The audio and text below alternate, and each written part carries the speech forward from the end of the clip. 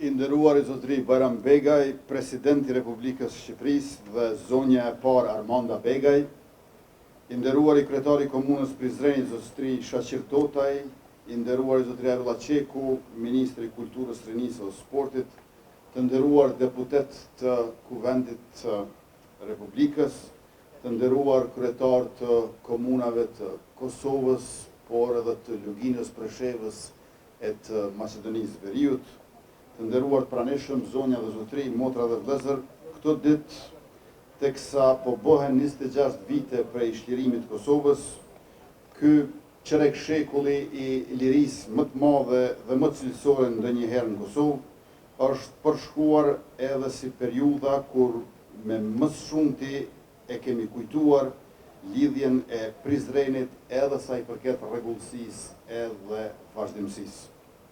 Vetë pas vitin çdo përvjetor, për çdo 10 qershor, ky log ku jemi mbledhur sot bashk, na ka bashkuar për ta përkujtuar lidhjen dhe për të rigjallëruar nëpërmjet trashëgimisë së saj. Ne nuk e kemi ndryshuar kur thirrjen e kësaj ngjarje të përveçme e cila thërret lidhja është gjallë. Por përse është kaq e rëndësishme të ruhet dhe të kultivohet kujtimi për lidhjen e Prizrenit? Përse është kaq vendimtare në reflektimin tonë të themi se lidhja është gjallë? Po ju ofroj disa arsye, jo si autori tyre, por si mbështetës. Autorsinë e gjen nëpër vite në rezistencën shumë formë shet popullit tonë dhe në arritjet e shtetimit nga gjysma e kombit të mbetur jashtë në fillim të shekullit të shkuar. Organizata Lidhja Shqiptare me Selin Prizren është pika më kulmore e lëvizjes së rilindjes kombëtare shqiptare. Ajo është rilindja kombëtare në akt politik. Lidhja shqiptare, e cila u themelua këtu në Prizren në xhaminë e Bajrakut me 10 qershor 1378, paraqet një lloj nyje tek e cila përbashkohen të gjitha çështjet kyçe dhe temat qendrore të historisë moderne të shqiptarëve, dhe kjo si në kontekstin e brendshëm shqiptar, ashtu edhe në gjendjen e shoqërisë botërore të asaj kohe. E themi këtë nisur nga fakti që Lidhja Shqiptare u formua si organizatë politike e cila të artikulonte vullnetin politik gjithë shqiptarëve, karshi vendimeve të Kongresit përkatësisht Traktatit të Berlinit. Lidhja do të jepte zë mendimit politik të Sami Frashit dhe të Pashkovasës, dy emrat mirë njohur edhe brenda vetë sferës publike osmane. Për herë të parë në një interval disa shekullor historik, Lidhja po themelonte një kahje tre atë të idesë së bashkimit në ide e përfaqësim e përpjekje të shqiptarëve. Ajo po bashkonte rreth një projekti të vetëm politik kombëtar për te dallimeve fetare, krahinore e fisnore, numrin maksimal të shqiptarëve në të 4 vilajetet e banuara me shumicë shqiptare. Qëllimi ishte një vilajet shqiptar i mbetësishëm si njësi unike në hapësirën e Rumelis, si quheshin territoret evropiane të perandorisë osmane atë botë. Lidhja i dha pozicion të qartë politik shqiptarëve sa i takon premisës tashmë gjerësisht evropiane të rezultimit të çdo kombi të vërtet me një shtet për vetë. Në kontekstin e jashtëm, lidhja ishte ndërgjegjësimi i plot mbi natyrën e projekteve politike shoveniste të vendeve fqinje, si dhe mbi epokën që po hapej në ndryshimin e përbërjes së fuqive të mëdha. Pra te lidhja shqiptare e Prizrenit e gjejmë edhe autenticitetin e mendimit politik konformues dhe shtetndërtues shqiptar, por edhe forumin e përballjes së krahëve politik pro-osmanist dhe atij autonomist.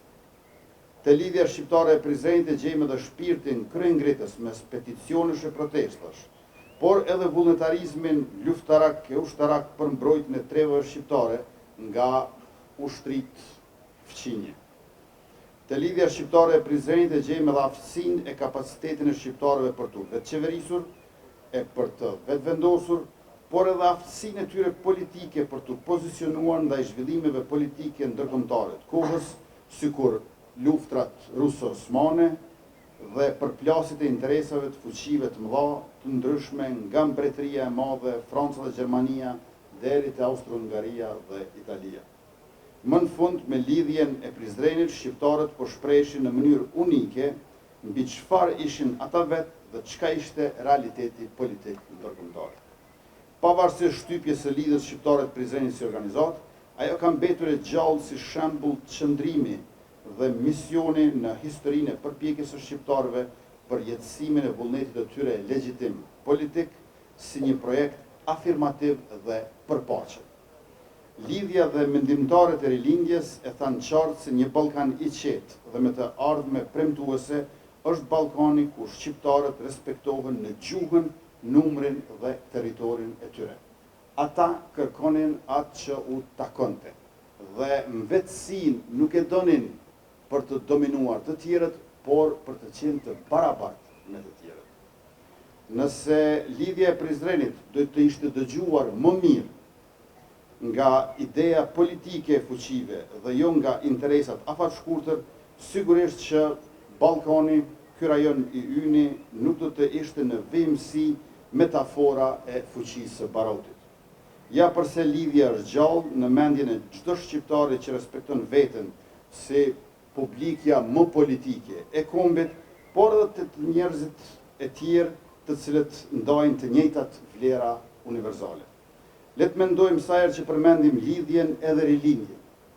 Këtë lëvizje të madhe të mendimit dhe të gjuhës, të përbërë nga njerëz të një dije të lartë të shquar, të vendosur më shumë se kur përpara, një të shkuare të pashtjelluar kombëtare dhe një horizonti të ndërlikuar ndërkombëtar.